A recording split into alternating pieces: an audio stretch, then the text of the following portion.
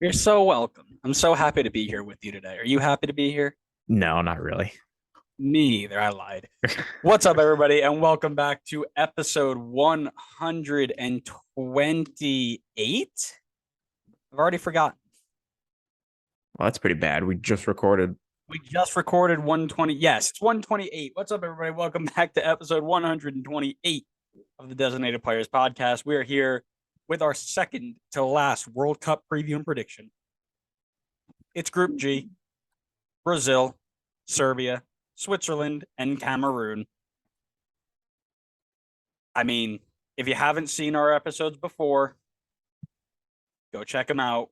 It's previews and predictions for the World Cup. Kind of sells itself, don't you think? Yes, I do. You know, the one thing, it's pretty repetitive. We show up, we talk about teams, we predict how they're going to do, we predict their standings, but while the teams may change, one thing doesn't, Connor, and that is scarf of the week. Will you tell me how your scarf of the week and how it relates to our topic today? Oh, it has all of the relation to the topic today. I have brought out the Houston Dynamo scarf Oh, because, as you know, the Houston Dynamo make the world takes. Actually, the real reason I did this is because Ben Olsen officially got appointed. So that's the real reason I bring out the Houston Dynamo scarf in homage to I need the man, the myth, the legend. I need a Houston scarf. I'm looking at my wall over there, and I've got my orange scarves are Marseille, FCC, and I'm gonna count Zolos as like a red orange mixture. I don't have enough orange. We'll get on that. That that must be what it is. But I have broken out MLS Cup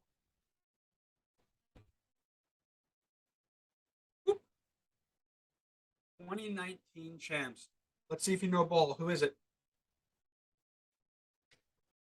Where'd you go? Columbus. I lost you. I'm here. I was thinking. I said Columbus. No. Columbus? Seattle?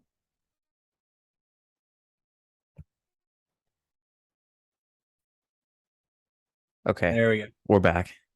Okay, so I don't know how much the camera picked up. So MLS Cup Uh-huh. 2019 champs. Let's test your ball knowledge. Who is it? I think that it is Seattle for a certain player. Seattle Sounders. I actually don't like this scarf. The logo feels like forced on there. Like it doesn't match the other side. There's no Oh. this is the only mention of Seattle on the entire scarf. I don't love it. It was $4, so I have it, but I don't love it. Hey, $4 is $4. You get what you pay for. Yeah, so Seattle, Houston, of course, as you have for the World Cup. Correct. For a certain player who will probably be starting. Yeah, he's on my list. Spoiler He's on alert. my list. We'll talk about him later. This team or this group has some decent MLS representation, which may or may not have played a serious factor into my decisions and my predictions. Oh boy. So ball don't lie. Okay. Let's start at the top, shall we? Sure. With the number one team in the world, Brazil. I would argue that this might be the deepest side in the entire tournament. I think they are 3 deep at every position. They are in their 22nd finals. I believe that is every single one. I don't think they've ever missed. They are looking to win it for the 6th time. They won the entire CONMEBOL knockout tournament. Tite, the Brazilian, is leading this team as the coach, loaded with star players all over the pitch. Goodness me. Just talk to me about their last 5 games. Pretty easy. Yeah, last 5 games for them. It is pretty easy. It's 5 wins. And we're looking at a 4-0 win against 82nd ranked Bolivia, 5-1 win against 28th ranked South Korea, a 1-0 win against 24th ranked Japan, a 3-0 win against 61st ranked Ghana, and a 5-1 win against 30th ranked Tunisia. So it's not the strongest resume that we've seen. I think a lot of the teams that were playing in Nations League get stronger last 5 games in terms of competition, but these are teams they're supposed to beat. They did beat, and boy, did they beat them like handedly. Correct. You're looking at a team that took on 4 out of 5 World Cup opponents. Yes, they are the lower parts of them, but they absolutely rinsed them. It wasn't even close. Richarlison with 6 goals in that 5 game span, Rafinha with 2, Neymar with 4, Pedro with 1, Marquinhos with 1, Coutinho, Guimaraes, Paqueta, and Jesus all with 1 each. They're scoring for fun. Yikes. Where to start with their key players? Everybody. Yeah, everybody's a great shout. I will start because I don't get to do this much with an Everton makes the world takes legend.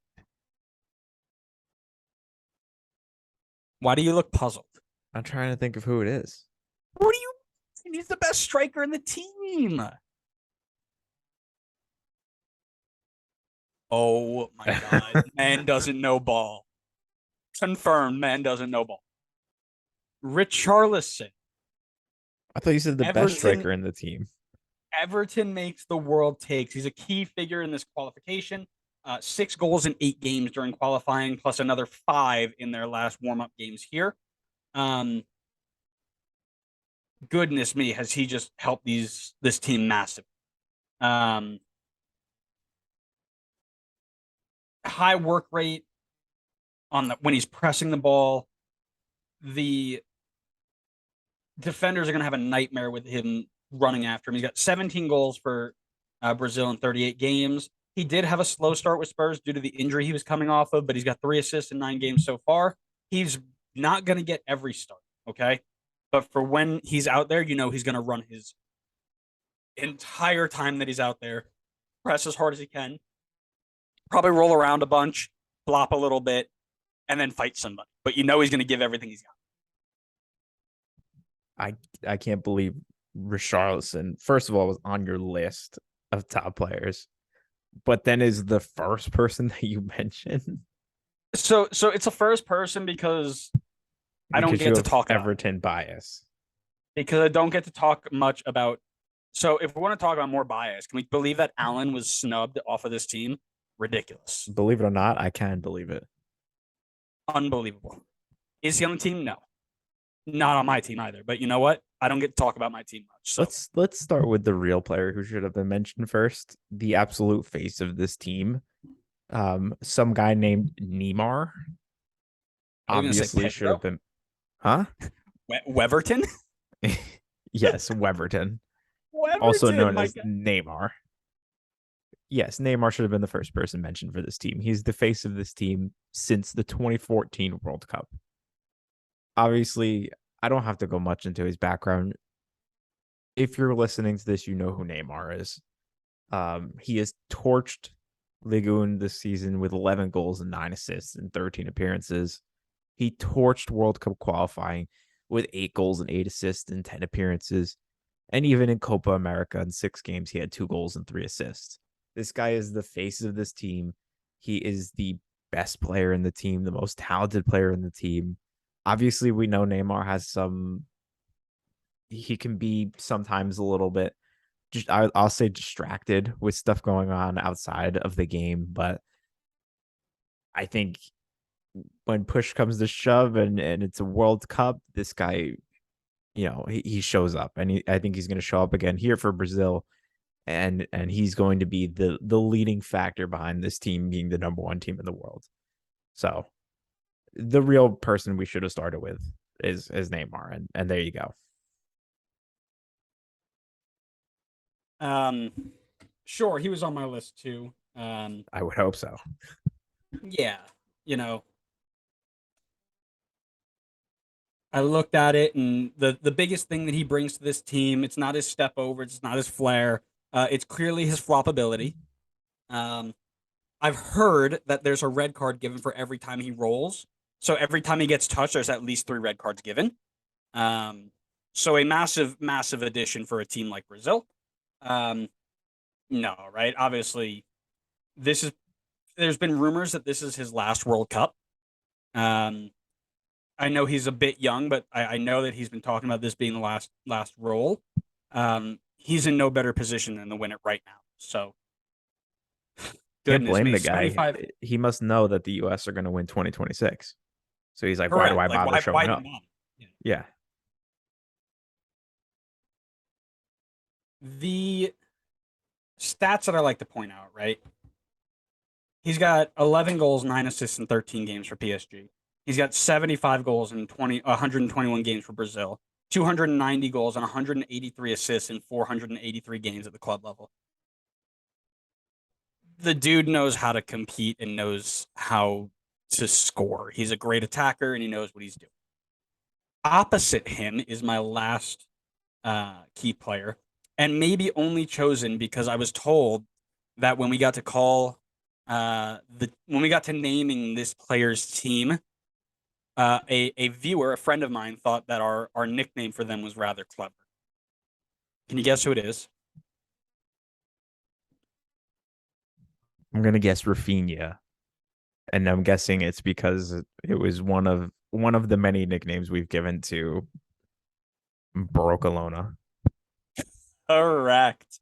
My friend was watching the Germany episode, and they were the first thing she texted me was like, "Did you just say Brocalona?" I go, "Yeah, it's either that or your Ropalona." She goes, "That is the funniest thing I've ever heard." I go, "Listen, I know I'm smart. I know ball, you know." Um, yeah, I've got Rafinha, the former Leeds player turned Brocalona winger. I don't know how much Monopoly money they gave him and what the exchange rate is to like whatever money he uses, but they use the monopoly money to get him.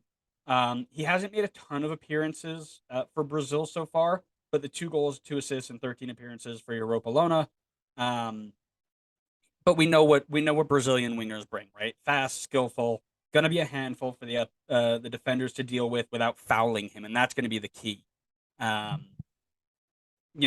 he's going to create tons of chances either from set pieces, from beating a man and serving it, or even cutting inside and scoring. That's what he brings. We saw what he did with Leeds. We saw how explosive and dynamic he was, and he'll bring that straight into the Brazilian. Yeah, I've got two other top players on my list, but for the sake of time, I'll just talk about one and mention the other. Um, Allison in goal is one of the other ones on my list. Obviously playing for Liverpool, 4 clean sheets this season and 14 appearances.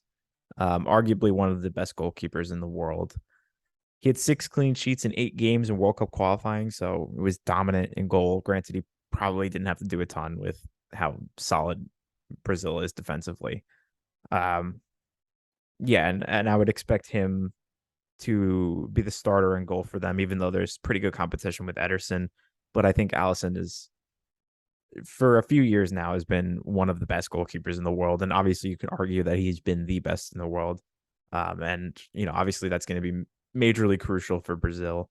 While he may not be busy oftentimes in goal, there will obviously be points in time where he's going to have to come up big and make a big save. And it may be in a situation where Brazil absolutely need it. Maybe they're struggling that game in terms of getting the attack going, and maybe a big save here and there keeps them in and helps them along their way to try to make a push to win it all. But yeah, I've got Allison as another key player, and then the other one I had on my list was Vinicius Jr. as well. Depending on how you line Brazil up, he may be in your starting lineup, he may not be, but I think based on his form from last season, I would be surprised if he's not involved heavily in some way or another. Really blew up last season. He's played phenomenally well for Madrid. So I can't see why he wouldn't be able to carry that form over into Brazil as well.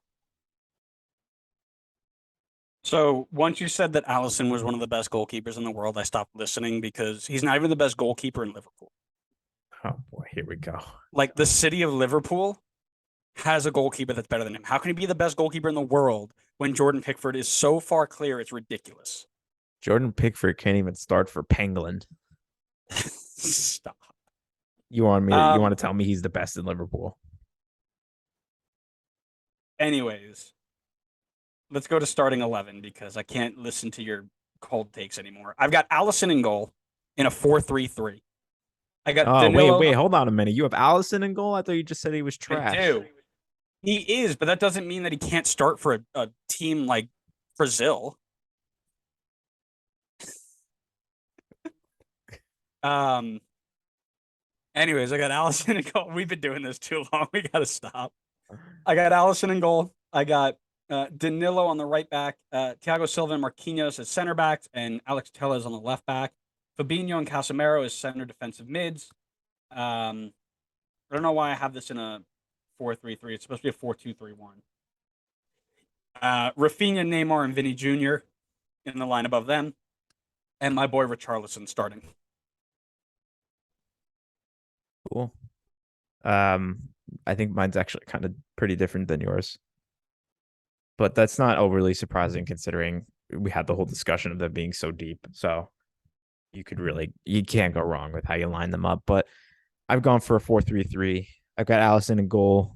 I got Telles on the left, Thiago Silva and Marquinhos as the center backs.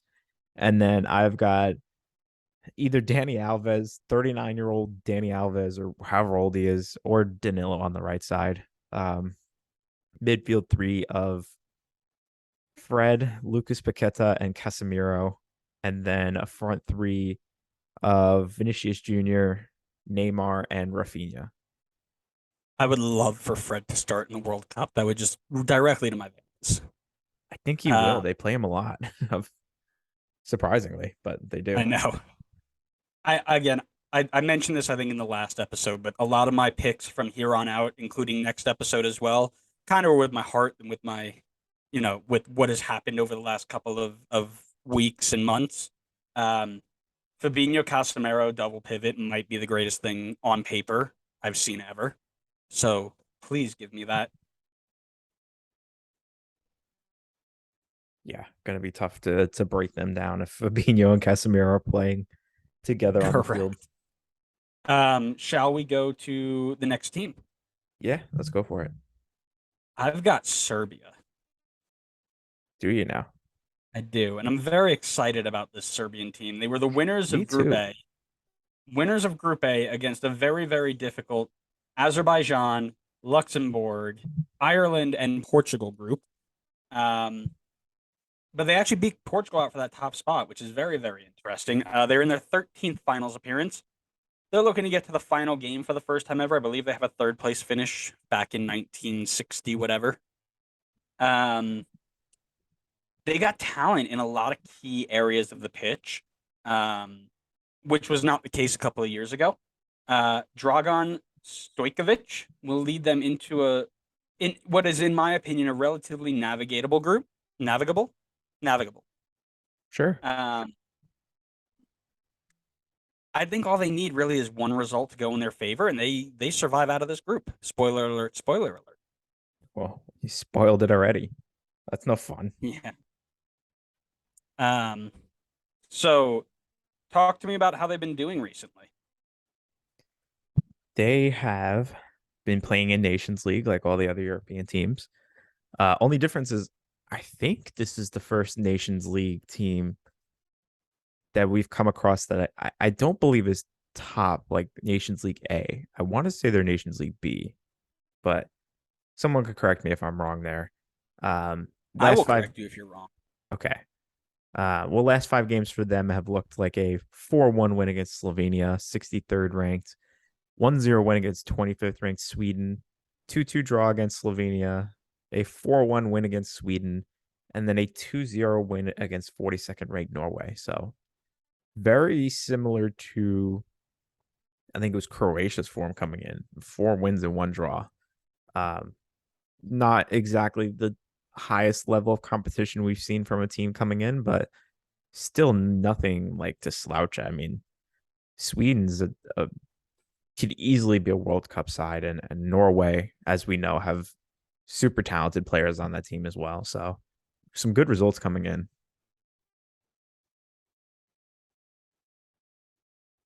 Who's a super blah, blah, blah, blah, blah. Yeah. Who's a super who's the super talented players on Norway? Odegaard, of course, and Josh King, Josh King, yes. Everton legend. of course. I I think heard he got there's three I heard there's some other guy assists. there. I don't know. I don't know enough ball to know who that is. You don't know ball, but if I were to tell you that you were talking about Erling Haaland, I'd tell you Dominic Who? Calvert-Lewin. Clear. Who? DCL clear. Exactly. Um, yeah, so Mitrovic obviously lots of goals in those last couple of um games that you mentioned. It looks like six of them. Vlahovic has one. Milinkovic Savic has one. Jovic has one. Or Jovic has two. Lucic has one. And Radonic has one. So it's focused on one player, but other guys can uh, contribute as well. I will say that Mitrovic is my first key player. This dude is on fire for club and for country, and he has been for the last 2 years. He set the record 43 goals in 44 games in the championship. He's got 9 in 12 games this year in the Prem. 50 goals in 76 appearances for Serbia and 174 and 357 total games for club. That's wild. This dude knows how to score. He's great in the air. He's good with his back to goal. He got good link up play. He can do it all, and defenders are going to have to find a way to stop him because that's going to be tough. So excited to watch him play in this group. What's funny is this is just probably an homage to like how underrated this team is. I don't even have Mitrovic on my list of top players. Um, Okay, I joke about it, but clearly you don't know ball. If that is what your top player doesn't, oh my god, I've please got go three ahead. other guys that I think. Don't get me wrong. I think Mitrovic is a top player, but if I limited myself to three, and I got three other guys on here instead of him. One of them is Dusan Vlahovic. Dude scored 43 goals in a season. 43, and you're just like, nah, he's not good enough to be top three on his own nation. Oh my god. It's the championship. It's even less than MLS level. Oh my god, he's got 9 and 12. He's got 15. Oh, you don't know. You don't know anything. All right, now that I've pissed you off, Dusan Vlahovic is first name on my list. Has really, I think, busted onto the scene as of late. Currently playing for Juve. 6 goals and 1 assist in 10 appearances for them so far. Had 4 goals for Serbia in World Cup qualifying and a goal and assist in 2 games for the Nations League for them. I think he'll make a really strong, I guess, depending on how you line them up. But for me, spoiler alert, I think he'll make a really strong striker partnership with Mitrovic. I think those two will play off each other very well and create like a really deadly front two for them. So excited to see what he can do with the array of attacking talent around them. Correct. Yeah, the 81 million pound transfer fee, by the way. 8 goals and 16 appearances for Serbia. He just got into the team. 8 goals and 15 for Juve. 89 and 193 games as club level. I agree. I think he combines very well with Mitrovic. Runs in on goal. Finishes the ball. The 1-2 combo that they're going to have is going to be very tough to deal with. But they will be supported by my third key player, Milinkovic Savic. That goalkeeper is going to surprise a lot of people. I was Nice. hoping you got that. I was Nice. hoping you got it. Go. I just find it really funny, like Milinkovic Savic. It's not a popular name, but like it's weird that it's twice, right? That's like I don't know if you've seen the Dr. Doofenshmirtz meme. Yes, that's what I was trying to go If through. I Yeah. had a nickel for every time there was a Milinkovic Savic in the Serbian team, I'd have 2 nickels, which isn't a lot, but it's weird that it happened twice. Thank you. That's what I was trying to go for, but I couldn't think of the exact wording. But I really appreciate that you did because that's It's a little exactly what I sad was that going. I know that like word for word. Yeah, get do work or something, nerd. Um, no, the center midfield maestro, he runs the show. He's got equal goals and assists in his career. 72 goals, 60 assists in 353 games. Good in the air, very good vision on the ball, good dribbling ability. You're very rarely going to see him misplace a pass. He will be setting up these strikers consistently with chance after chance after chance. So very excited to watch him play. Yeah, I mean, he's on my list as well. I think that's an obvious one. He's a majorly key player for them, especially going Majorly forward. key. Majorly key, major key. I like that. Major. Last guy on my list. This is the guy that I guess kept Mitro off my list. And a guy that I think you're sleeping on, to be honest. Oh, please tell me it's somebody. Dusan Tadic. Oh, let me guess. Let me see if I can guess. Let me see if I can guess. I was gonna say Dusan Tadic, and that's a terrible pick. That's terrible. Why'd you say let me guess after I said it already? No, you were like buffering, so I was trying to cut you before you got there. Yes, I said Dusan Tadic, and you're majorly sleeping on Dusan Tadic. Um, he has been phenomenal for Ajax and for Serbia. He has 3 goals and 9 assists and 14 for Ajax. And for Serbia, he had an 8.00 rating in World Cup qualifying, and had 2 goals and 6 assists in 8 games. And then in the Nations League, I'm lagging again, aren't I? Pause. Yeah. Yeah, so Dusan Tadic is the last name on my list. He's been phenomenal for Ajax and for Serbia. For Ajax this season, he's got 3 goals, 9 assists, and four in 14 appearances. I can't stop laughing thinking about the Wi-Fi just really slowing everything down. Let me like recreate it for you for those that are listening at home. No, just keep going. Dusan Just keep going. Tadic has been really. Oh man, the All people who right. Let listen me. to this will never understand what we go through with half the things that don't get posted. We're a professional podcast. This is what happens when you're professional. All right. So yeah, in all seriousness, Tadic has been phenomenal. For Serbia, he had an 8.00 rating in World Cup qualifying, where he had 2 goals and 6 assists in 8 games, which is just phenomenal results from him. And then 4 assists as well in 6 games in the Nations League. This guy is a crucial piece for playmaking for this team. Just as I would say, even more than Milinkovic Savic, who obviously we know is a super key player, but I think Tadic is like the key cog in making the attack run for Serbia. So as much as I think Mitrov is also a top player, I couldn't overlook Dusan Tadic. I mean, I think I'm just also a big fan of Tadic, so that's why I kind of favored him more here. But I think he's definitely looked over when considering this team. I mean, he's so crucial to them. You got Grace so upset she jumped up here and yelled at you. Thanks, Grace. I think she was yelling in agreement with me. I don't think so. Listen, he'll contribute. I think Milinkovic Savic is more important, but c'est la vie, c'est la vie. In my starting 11, I've got him in a 3-4-1-2. I've got Rajkovic in goal, Mitrovic, not that Mitrovic, the other Mitrovic, at one of the center backs with Milinkovic and Pavlovic in the back three. In the middle four, I've got Zivkovic, Lukic, Milinkovic, Savic, and Kostic, with Tadic in front of them, Vlahovic, and Mitrovic in the striking two.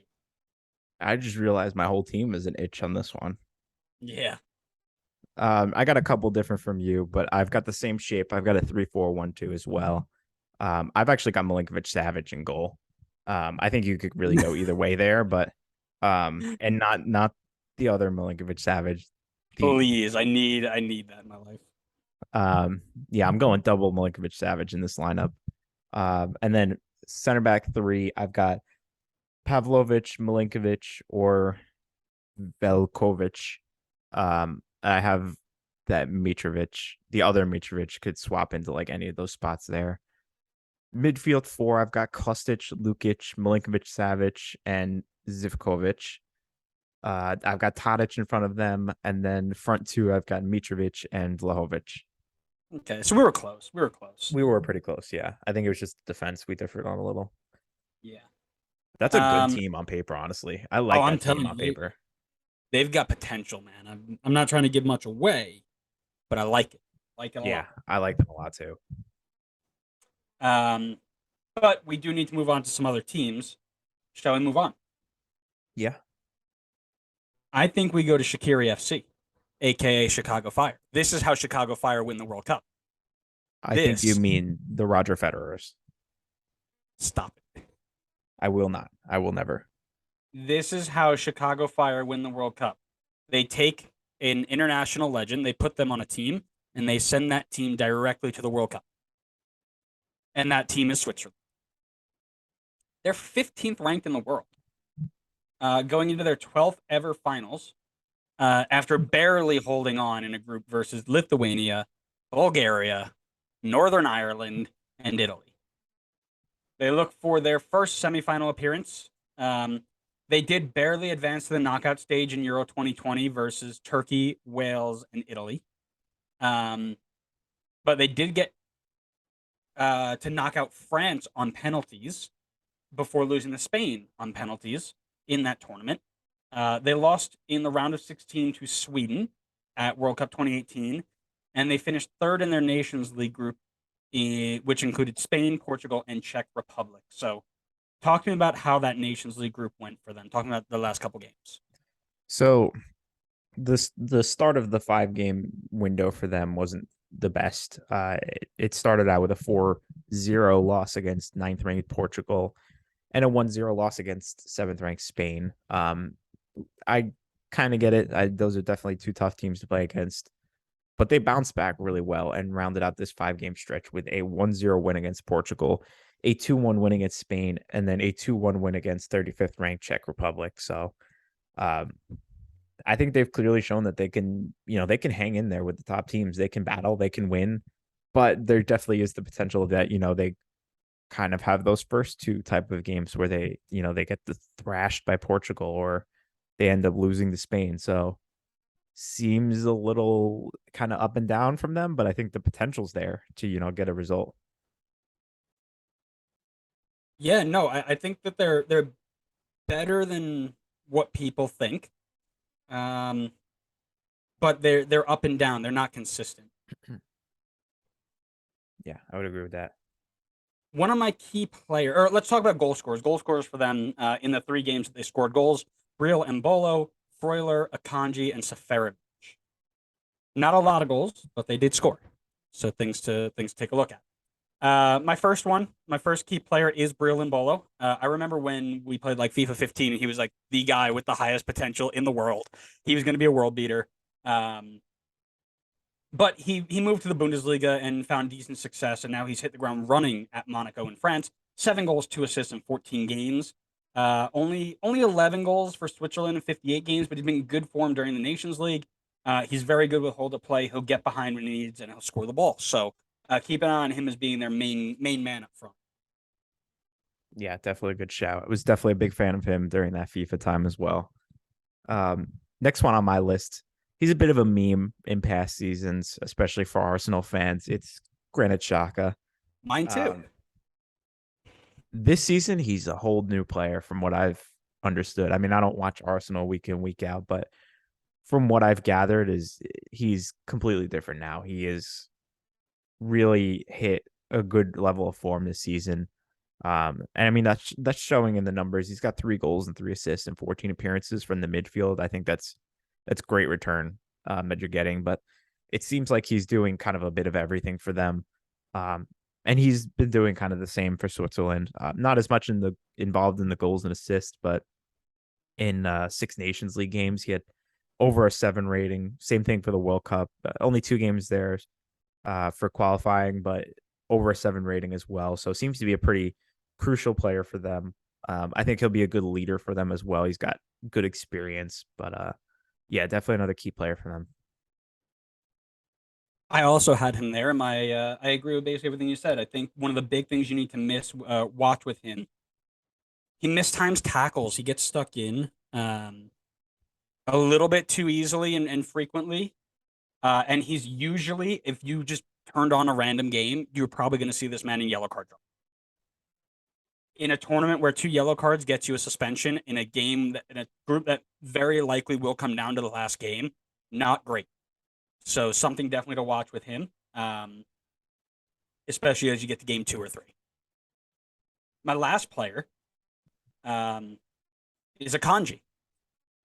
He impressed at Dortmund as a defender, which of course meant that Pep needed to buy him, because if he doesn't spend $1.5 billion on defenders, then really what's the point of being a coach, right? So Pep saw him, spent whatever money he did to buy him to make that defense good enough to not win the Champions League again. He made 42 appearances for Switzerland so far and has started most games for City this season. He's very good in possession. He reads the game very well. He's got good strength, good defensive awareness, and he's going to need it to handle the attackers in this group. So definitely look for him to step up on this world stage. Yeah, that's who I had as well. So not much more for me to add on there. Nice. All right. Well, then why don't you add to this podcast a starting 11 for the Switzerland side? Sure. So I've got Switzerland lined up in a 4-2-3-1. I have got Jan Sommer in goal. In the defense, I've got Rodriguez, Akanji, Elvedi, and Vidmer. Then the midfield 2 in front of them, I've got Freuler and Xhaka. The 3 in attack I have in front of them, I've got Vargas, Sao, and Shaqiri. And then I've got Embolo up top at striker. I've got a little bit different. I've got him in a 4-3-3, which is basically just a 4-2-3-1 with, 2 players that go high, 1 player tucks in. It's the same shape. So I've actually got Kobel in goal. I don't know if Jan Sommer is going to get the start. I'll be honest with you, I didn't really look up too much if he made a ton of appearances for them. When I was going through the Nations League game, I thought I saw Kobel in there more, so I gave it to him. I think Jan Sommer was hurt, but I'm not sure. Okay, that might do it. But I went with Kobel. I think he's still going to be a fine choice for them. Left to right, I've got Rodriguez. I've got Fabian Schär, Akanji, and Widmer. In the middle 3, much like you, I got Freuler, Xhaka, and So. Imagine So's just in that attacking spot, sure, whatever. And then the front 3, Vargas, Shaqiri, and Embolo. So very similar to you, just a different shape and a few different players. Sure. Sounds like we got one team left. Sounds like we do. Shall we move on to the New Who's? Yes, of course. I've heard that that is their national nickname. It should be if it's not. The Cameroonian New Who's. I love it. All right, so 43rd ranked, lowest team in the group. Lowest team in the group. 43rd ranked, 8th ever finals. It's their first since 2014 after beating Algeria in extra time. Looking to make it to the semifinals for the first time ever. Rigoberto Song leads this side. And you can definitely say that they're the underdogs, but they're looking to make waves. They're looking to mess up some people's predictions. Tell me how they've been in their last 5 games or so. Last 5 games for them have looked like a 2-1 win against 37th ranked Algeria, a 1-0 win against 141st ranked Burundi, a 2-0 loss against 77th ranked Uzbekistan, a 1-0 loss against 28th ranked South Korea, and a 1-1 draw against 64th ranked Jamaica. So I'll be honest, doesn't look like great form coming in. No, it doesn't, does it? No. Goal scorers for them, Kaliba, Toko Akambi, and Moting, the 4 goals in that group.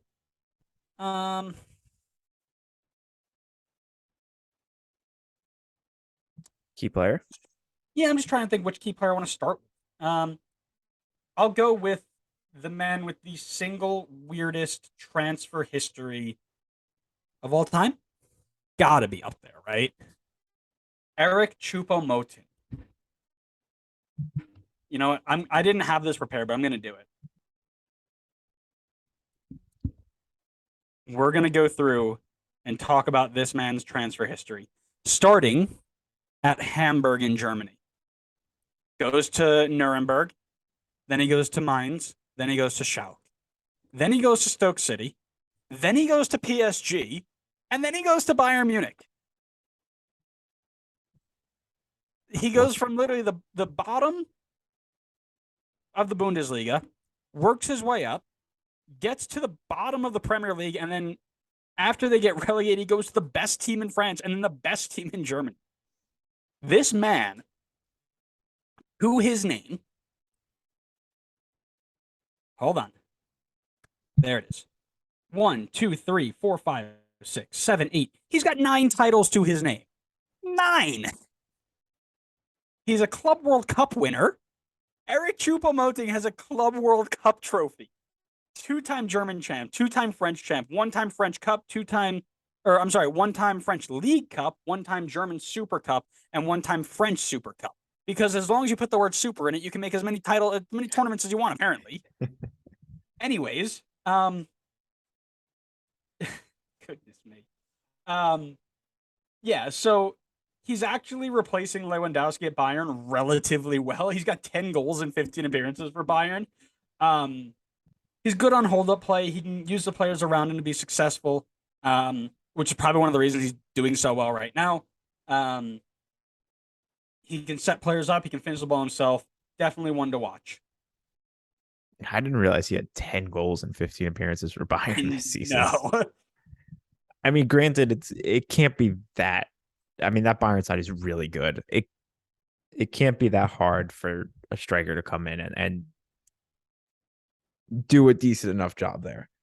It's like slotting into Man City. Right. Except I feel like this would be even easier considering the level of play in the Bundesliga compared to the Prem. Wow, that was really Prem elitist of me, but I'm just going to stop talking now. The next person on my list, Frank Anguissa, currently playing for Napoli. What is the confused look for? Do you not know he existed? No confused look. I just don't know why he's there. Okay, sure. Tell me why he's there. Tell me. Well, he's here because he's a crucial player for them. Hence why he's on this list. Yeah, he's playing for Napoli right now, playing pretty consistently. He's got 13 appearances, 2 goals, 3 assists. For Cameroon, has played pretty consistently in World Cup qualifying and for AFCON. Made 6 appearances in both of them. Not really involved in the goals and assists, considering I think he plays a bit deeper in the midfield. But I think he's going to be a really crucial player for them in that midfield.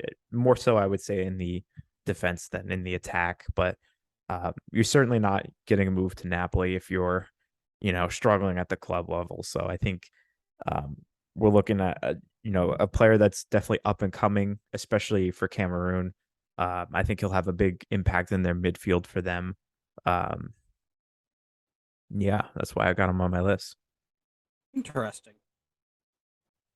I'll skip over my number 2 and go to my number 3. I love a good goalkeeper.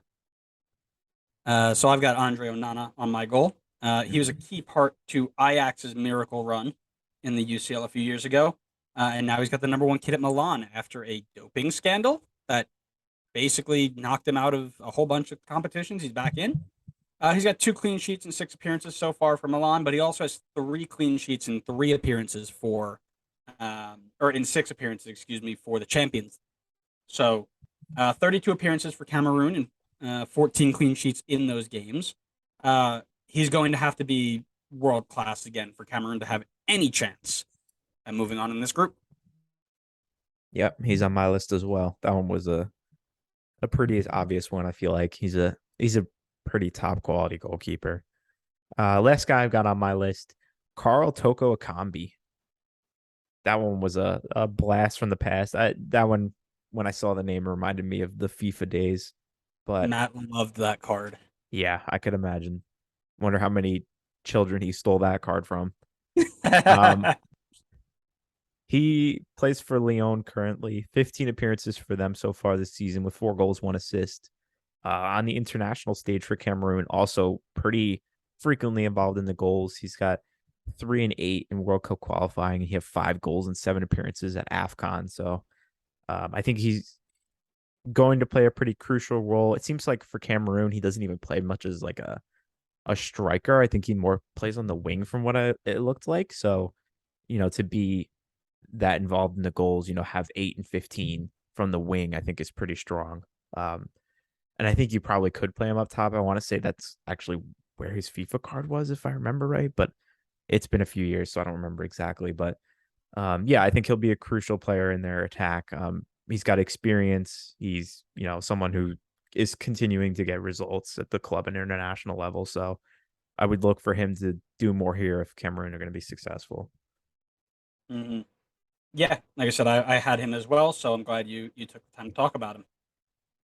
I've got Cameroon in a 4-4-2.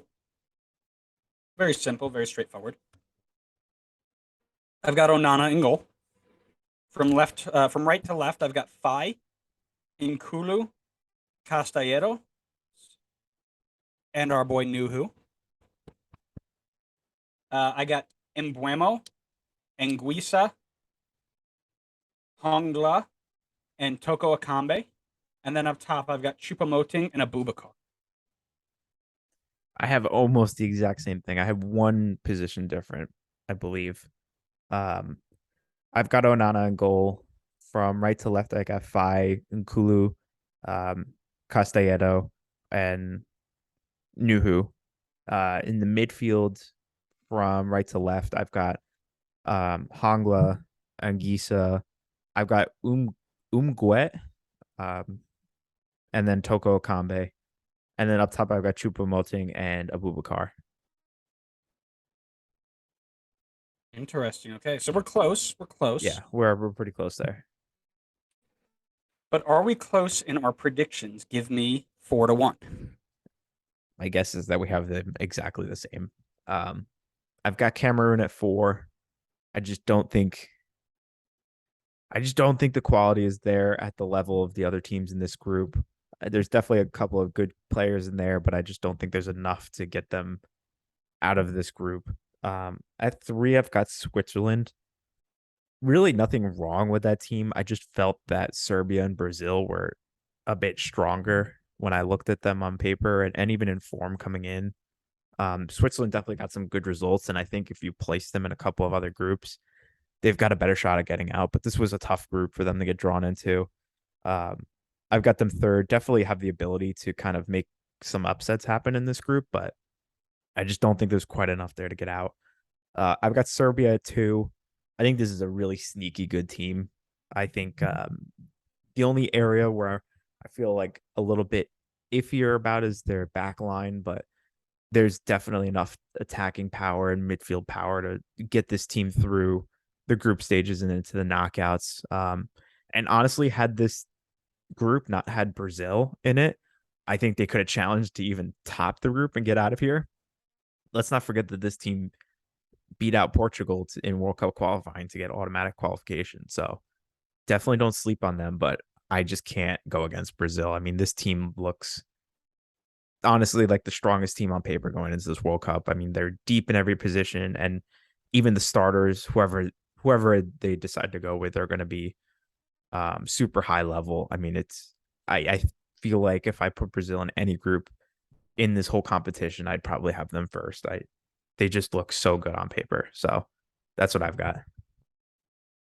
Yep, I'm very, very similar. I've got Cameroon at the bottom. I think they're just a little bit outmatched. They've got a few decent players along their lineup, but they're weak in some key areas that hurt them. I've got Switzerland in third. Again, nothing relatively wrong with them per se. I just really like Serbia this year, which means they're probably going to finish fourth. Let's be real. Um, I got Serbia in second, and of course I've got Brazil topping it. I'd really be curious to see if Brazil like comes out flat in one game and ends up finishing second, and seeing how that works out. But I think Brazil tops.